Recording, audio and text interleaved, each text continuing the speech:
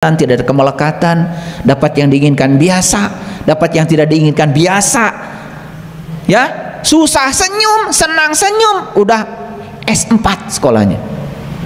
Susah senyum, senang senyum, S-nya 4. Kalau di perguruan tinggi itu baru S3 paling tinggi. Banyak yang sekolah S3 tetapi belum tentu bisa S4. Malah justru mereka yang sekolah tinggi-tinggi kalau tidak punya kesadaran malah semakin melekat dan bangga dengan atribut akademiknya saja. Paham sampai sini? Ini dalam rangka menjawab judul. Ini baru apa maksud judul itu? Panjang. Di setiap kelahiran jiwa harus mengalami evolusi menuju kesucian jiwa. Evolusi itu berarti proses yang terus-menerus. Untuk mengalami proses evolusi, maka jiwa harus bertemu dengan sang jiwa melalui proses kematian sebelum mati. Makanya kelahiran adalah kematian yang dimulai. Pasti belum mengerti. Nah, saya bikin gambaran gini. Lihat saya semuanya. Saya baca kitabnya Lao Tse, kitab Tao Te Ching. Dan saya membaca juga kisah hidupnya Lao Tse. Dalam kisah hidupnya Lao Tse itu diceritakan bahwa Lao Tse itu di kandungan ibunya itu 82 tahun. Ulangi, Lao Tse itu di kandungan ibunya itu 82 tahun. Kaget? Kalian biasa-biasa aja. Harapan saya kalian kaget itu. Ini kaget enggak? Biasa juga enggak. Saya curiga ini.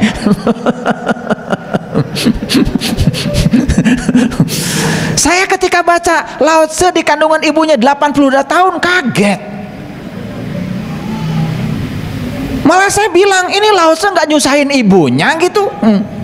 Saya marah sama Lao Tse. Kenapa? Kenapa dia nggak mau keluar-keluar? Kan kasihan ibunya kalau 82 tahun. Kalian yang 9 bulan 10 hari aja repotnya kayak apa? Jadi saya 11 bersaudara. Kata ibu saya ini 11 bulan.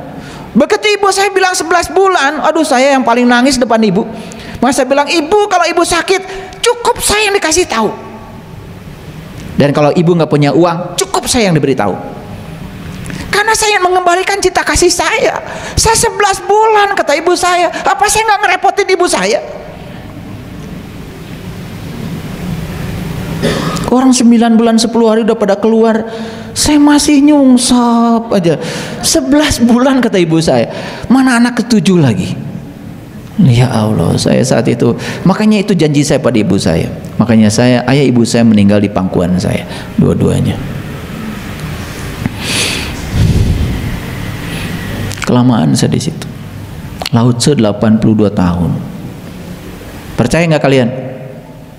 Percaya apa tidak? Nah, atau bingung bilang.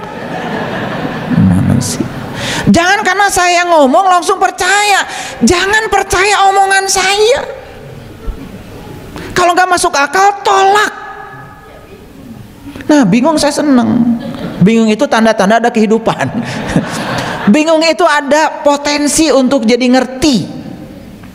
Kan kalau bingung harusnya nanya. Betul nggak? Nah, ternyata yang dimaksud adalah karena tadi kelahiran adalah kematian yang dimulai. Jadi waktu di rahim ibu Lao Tse itu kan bertemu Tuhan. Waktu di alam mas kumambang tadi, dia itu menyaksikan Tuhan. Ternyata saat dia lahir ke alam dunia, dia tidak mau melupakan yang dia tahu saat di rahim ibu. Sebetulnya 82 tahun itu usianya Lao Tse. Jadi selama 82 tahun dia itu selalu mengalami kematian, tetapi mati selagi hidup. Makanya kelahiran adalah kematian yang dimulai.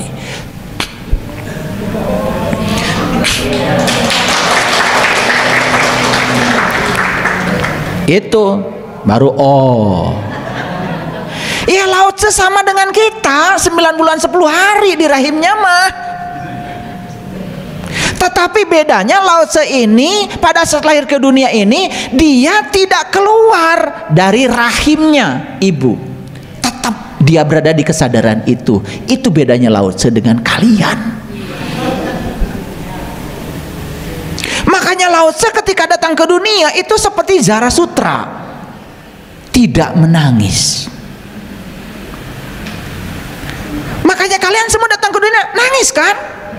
Nah, kalau saya tanya kenapa lu nangis? Ya sedih apa? Beras belum mengerti, duit belum mengerti, betul nggak? Pacar belum punya, apa yang kau tangisi? Itu saja belum kalian tanya. Ini kalian menyaksikan kelahiran manusia ke dunia udah berkali-kali, dan semua kelahiran menangis. Kalian nggak pernah nanya. Saya itu nanya. Waktu anak saya lahir nangis, ya, karena saya menyaksikan 3 anak saya saksikan itu brojolnya, nangis semua. Dan di situ saya nanya, kenapa nangis? Apa masalahnya? Karena saya bertanya, maka semesta ngasih jawaban. Itu tangisan seorang anak karena keterpisahan. Waktu di rahim ibu itu penuh, dan saat itu menyaksikan yang indah. Dan pada saat ini bolong karena ketuban sudah tidak menutup lagi. Saat itulah dia mulai mengalami keterpisahan. Dalam riset neuroscience, manusia mulai melupakan Tuhan di hari ke-8 dari kelahirannya. Geus hari kasabaraha ayeuna. Dan kalau itu tidak dibayar di kehidupan ini, kamu mati dalam keadaan punya utang. Makanya harus dibayar. Diutusnya para nabi, para rasul untuk mengajarkan bagaimana cara bayar utang. Makanya Allah bilang di Quran, inna fatahna laka fatham mubina liyaghfir lakallahu ma taqaddama min dambika wa ma ta'akhkhar. Barang siapa yang mengalami keterbukaan mata kolbunya di dunia sekarang ini, maka Allah bilang, aku bebaskan dia dari dosa yang lalu dan dosa yang akan datang. Dosa mana? Dosa nggak tahu Tuhan. Karena dosa kan cuma satu tadi. Makanya jangan sembarangan kalau ngaji. Saya heran ya, banyak orang bilang pedoman hidupnya Quran, tapi nggak ada Qurannya. Semua persepsi pribadi saja terhadap agama.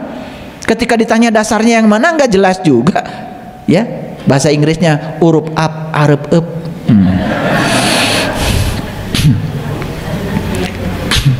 Ya. Nah, sampai sini ngerti ya? Ini baru judul, nggak apa-apa, hari ini ngaji judul aja udah bagus. Nah, kenapa muncul judul kelahiran adalah kematian yang dimulai? Jadi sebetulnya Lao Tse saat lahir ke dunia ini, ya, begitu lahir dia sudah langsung mati lagi. Tetapi bukan mati dalam pengertian mati, hanya mati egonya. Karena saat itu kecerdasan semesta tanpa batasnya tidak berubah. Makanya beliau lahir dalam keadaan memiliki intelijensia tertinggi, bukan intelektual. Kalau intelektualitas itu hasil sekolah, kalau intelijensia itu kesadaran. Nah, pertanyaannya kenapa beliau punya kesadaran seperti itu? Bahkan saya supaya tidak alergi, saya membaca seorang yang sangat luar biasa, saya kagumi buku-bukunya. Dan ternyata orang ini begitu lahir ke dunia itu nggak makan, nggak minum, nggak nyusu. Jadi begitu lahir ke dunia nggak makan, nggak minum, tidak juga mau dikasih air susu, keluar selama 7 hari. Dan ternyata semua orang khawatir karena 7 hari tidak makan, tidak minum, juga tidak mau dikasih air susu. Gak ada yang bisa masuk 7 hari. Setelah 7 hari baru bisa air susu masuk. Nah, ketika dia sudah dewasa ditanya, kenapa Anda waktu lahir ke dunia ini kok tidak makan, tidak minum selama 7 hari, tapi Anda baik-baik saja? Apa jawabannya? Pada saat saya mati saat itu, saya bernazar untuk saum selama 7 hari. Keburu saya mati. Makanya begitu saya lahir punya tubuh, saya lanjutkan saum saya. Ini kelahiran orang yang berkesadaran. Nah, makanya orang yang berkesadaran lahir, kelahirannya itu sudah menyatakan bahwa kematian sudah dimulai. Tapi bukan mati yang itu, tapi yang dimaksud adalah mati sakjroning urip. Makanya setelah alam mas kumambang dilalui, berikutnya kan mijil yang diabadikan di Mekah menjadi mencium Hajar Aswad. Makanya figuranya Hajar Aswad persis seperti rahimnya seorang ibu. Makanya Hajar Aswad itu kepala kita saat nongol di rahim ibu. Itulah titik awal kita datang ke dunia ini, menjadi titik awal kita tawaf di sana. Beruntung kalian hari ini ngaji dengan saya, ngerti. Padahal kan udah 11 kali kan ke sana. Pokoknya suruh muter 7 kali muter aja. Nah, udah muter langsung aja merasa ahli surga. Ngerti juga enggak. Kenapa 7 enggak ngerti. Kenapa loinnya dari Hajar Aswad juga enggak ngerti. Stop dulu ya, karena kalau kepanjangan nanti saya cerita umroh malah. Lanjut dulu. Setelah mijil, kemudian masuklah fase namanya sinom, masa lucu-lucunya. Kalian dulu lucu,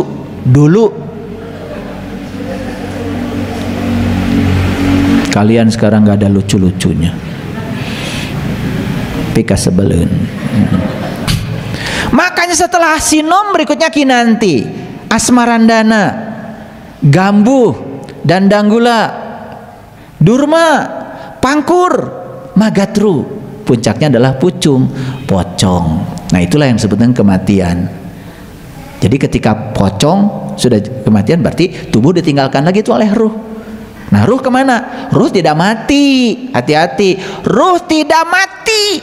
Jadi mati itu cuma berpisah aja tubuh dengan ruh. Karena tubuh ini sudah tidak layak pakai, dikembalikan ke tanah, didaur ulang oleh tanah, dilebur oleh tanah, jadi kangkung, jadi singkong, jadi pisang, dimakan lagi oleh seseorang, kawin, bertemu lagi, jadi tubuh baru lagi, ditiupkan lagi, terus saja begitu. Masuk akal? Makanya jangan khawatir mau mati di pesawat, mau mati kerendam di laut, nggak usah khawatir, nggak usah dicari. Loba gawe. Kan sama-sama ke bumi. Gimana kalau saya mati di laut, nggak di darat? Apa masalahnya lo?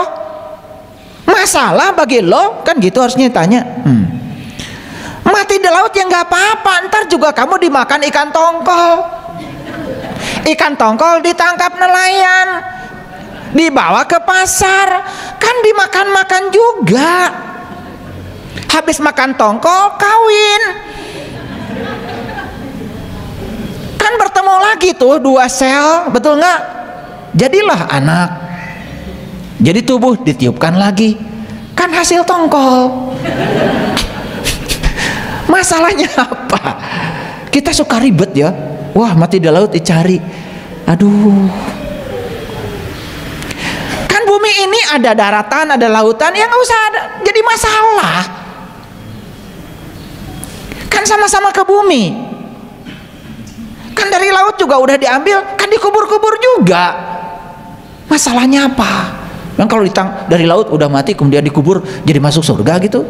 Ya enggak, biasa aja, akan dilebur oleh bumi karena bumi punya cara untuk meleburnya. Jadi saya kasih tahu, di tubuh kalian itu sekarang ada nggak air yang pernah menghuni dinosaurus? Mungkin. Di tubuhnya kalian sekarang ini ada nggak ya tubuhnya para leluhurmu yang sudah dilebur? Ada? Ada. Makanya kita suka rindu kampung halaman. Kenapa rindu kampung halaman? Karena tubuh kita itu berasal dari semua unsur-unsur yang ada di situ. Makan daun singkong dari situ. Apa daun singkong? Itu leluhurmu yang sudah ada daun singkong. Suga ngerti dikirkeun mah. Singkong itu ditanam di situ. Di situ dulu ditanam leluhur kamu. Cuman sudah nggak ada lagi batu nisannya, udah dilebur oleh semesta. Sekarang sudah jadi mineral, kan diserap singkong, daunnya kamu makan. Setelah dimakan kemudian apa? Kawin. Lancar kalau cerita kawin. Kan jadi lagi, betul? Nah, apa yang terjadi?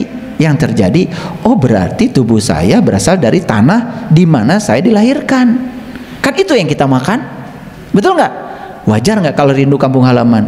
Wajar. Tetapi itu baru kampung halaman jasmani kita.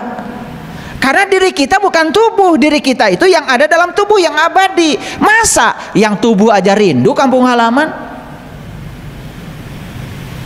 Sampai di Minang itu ada lagu, udah pulang kampung. Ya. Pulanglah udah.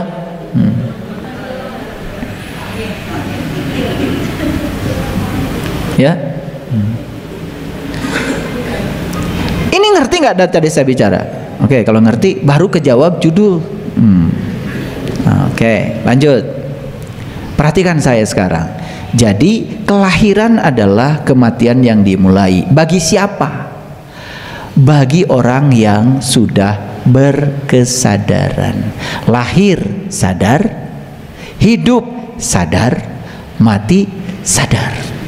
Nah, kita tuh sekarang sedang belajar gimana caranya. Kalaupun kita nanti terlahir lagi ke sini, lahirnya itu sadar, hidupnya sadar, maka matinya sadar. Itu yang disebut dengan kita sudah manunggal.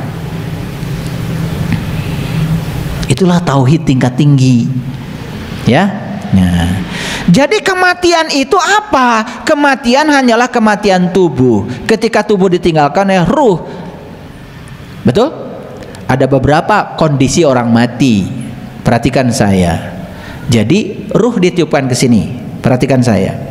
Ketika ruh ditiupkan ke sini ada 3. Ada nur insan, jiwa, ada nur Muhammad, ada nurullah. Nah, kalau nur insan ini nggak kenal dengan yang 2 ini, ketika mati, ini nur insan ditinggal di sini. Itu yang disebut dengan mati dalam keadaan tersesat, karena pembimbingnya pergi.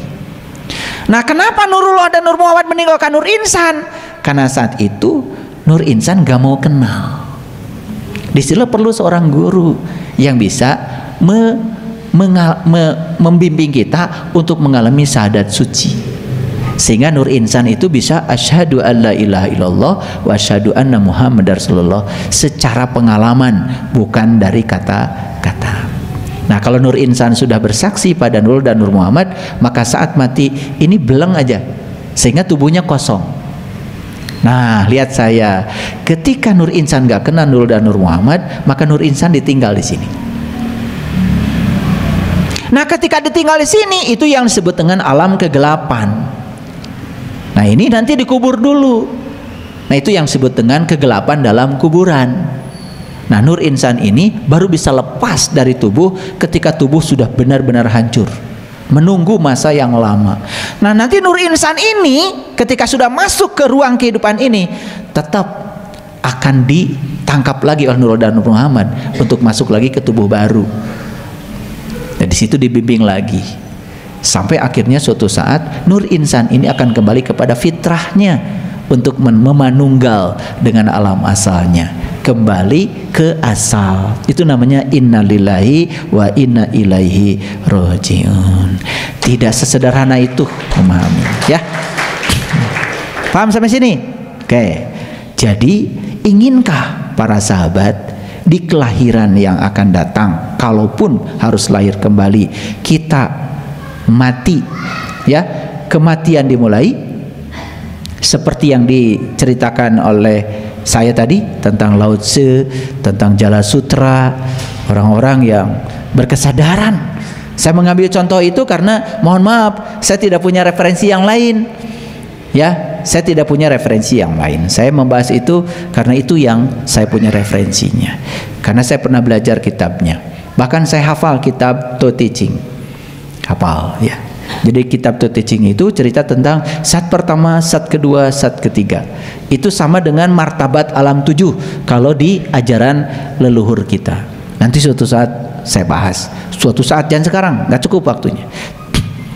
Jadi kematian harusnya meningkatkan kesadaran, oke? Karena kematian adalah puncaknya kehidupan.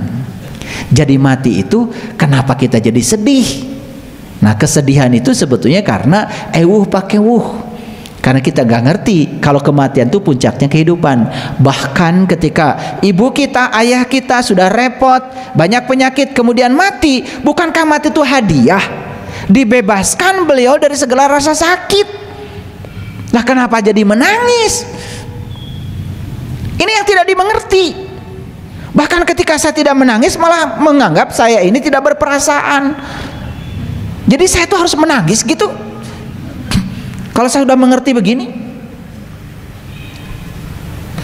kita itu ketika orang lain tidak seperti kebanyakan orang, walaupun benar, kan dianggap salah.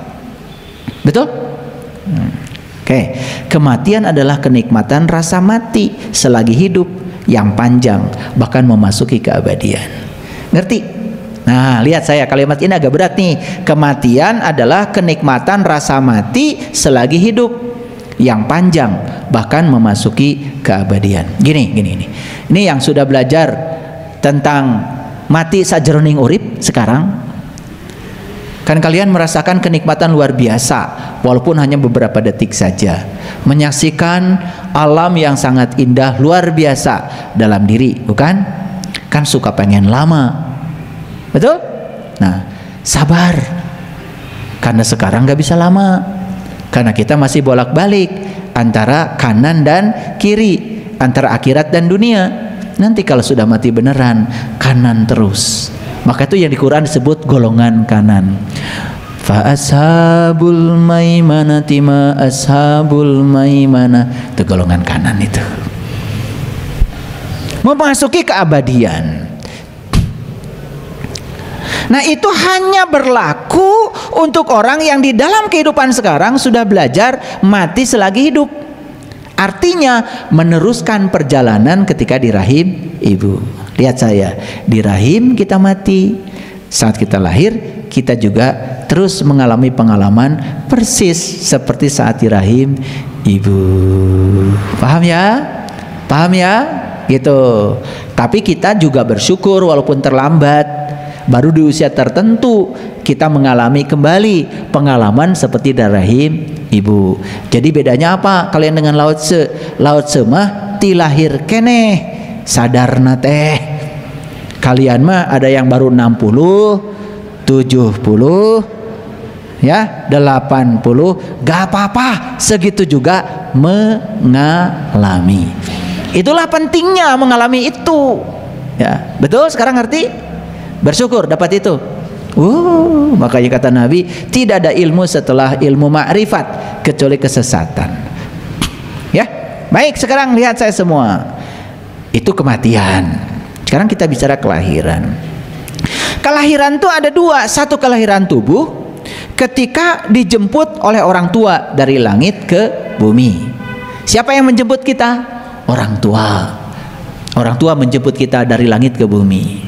Nah, kalau kita dijemput dari langit ke bumi, pertanyaannya, kita ini makhluk langit atau makhluk bumi? Kita ini aslinya makhluk langit, sedang ngumara di bumi. Awas, kita tuh sedang ngumara di sini, sedang dikaryakan di sini. Aslinya kita tuh makhluk langit, aslinya kita tuh makhluk cahaya, aslinya kita ini adalah makhluk rohani. Jadi salah kaprah kalau manusia mengatakan kita ini makhluk bumi yang sedang melakukan perjalanan ke langit. Salah. Kita ini makhluk langit yang sedang diperjalankan di bumi. Paham?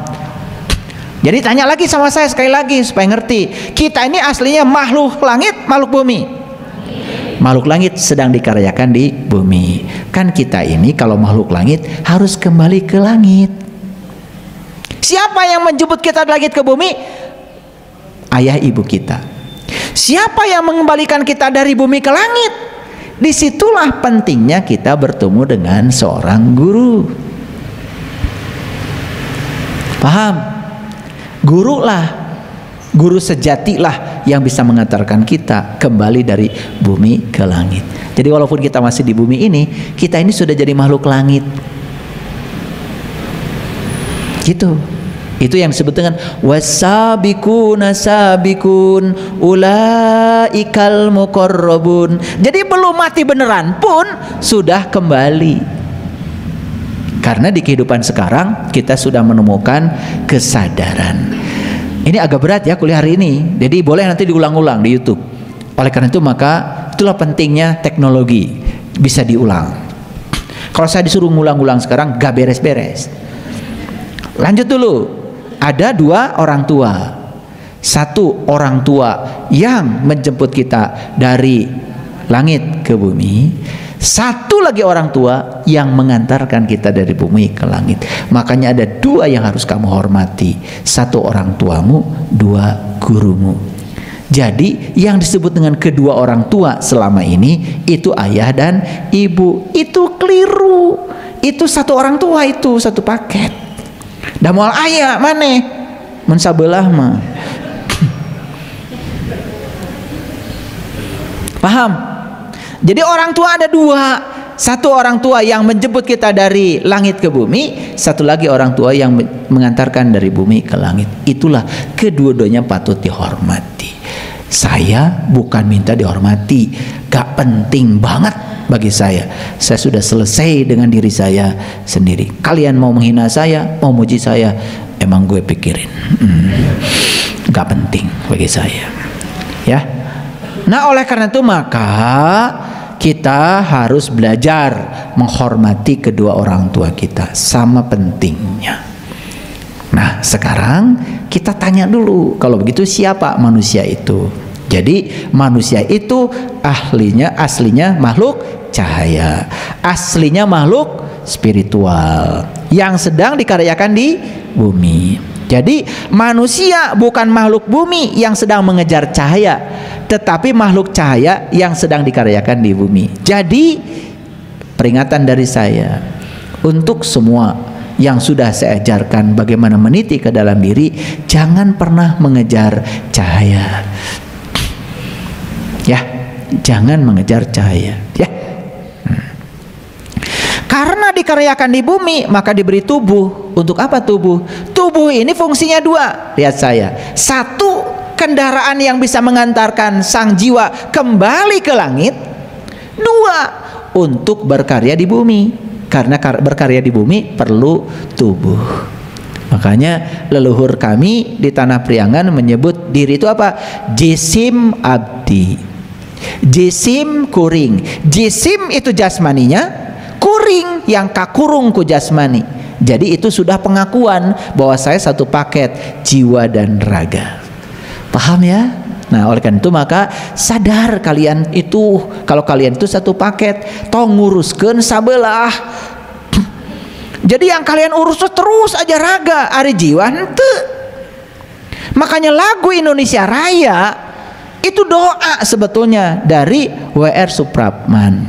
Itu doa sebetulnya. Itu adalah harapan. Makanya di lagu Indonesia Raya yang pertama harus dibangun apa? Jiwanya. Bangunlah jiwanya, bangunlah badannya untuk Indonesia Raya. Jadi Indonesia Raya ini akan bisa kita rayakan kalau kita benar ngebangunnya. Bangun dulu jiwamu, baru bangun badanmu. Karena apa? Kalau jiwa sudah sehat, badan ikutan sehat. Salah yang mengatakan di dalam tubuh yang sehat ada jiwa yang kuat. Salah.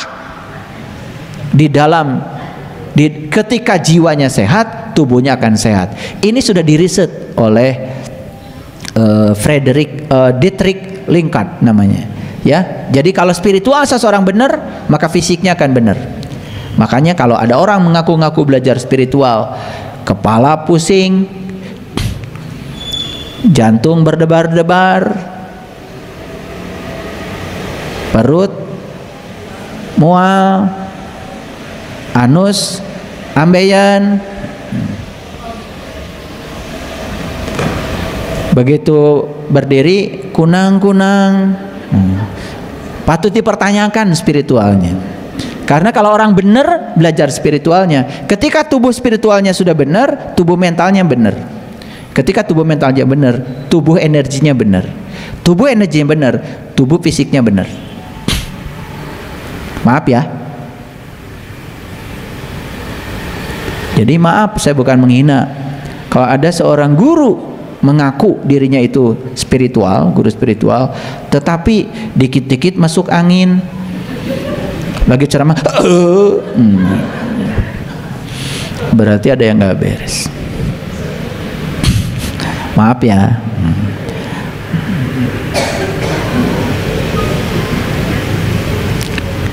Oke, lanjut dulu. Ini yang berat-beratnya belum?